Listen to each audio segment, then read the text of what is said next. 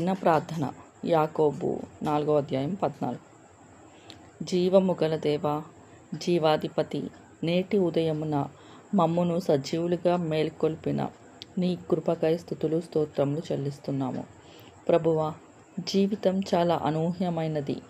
విహారానికి వెళ్ళిన వారు, ఉగ్రవాదుల దాడిలో విజయోత్సవానికి వెళ్ళిన వారు, తొక్కిసలాటలో విమానమెక్కిన వారు, మరుక్షణం అది కూలిపోయి హాస్టల్లో విశ్రాంతిగా ఉన్న వారిపై విమానం పడి ఒక క్షణంలో విగత జీవితులు అవుతారయ్యా. హెచ్చరికలు లేవు, రెండవ అవకాశం లేదు. భవిష్యత్తుపై కలలు కంటూ ఒక క్షణం మరుసటి క్షణంలో ఒక జ్ఞాపకంగా మారిపోతున్నారు. ప్రభువా, రేపేమి సంభవించునో మాకు తెలియదు.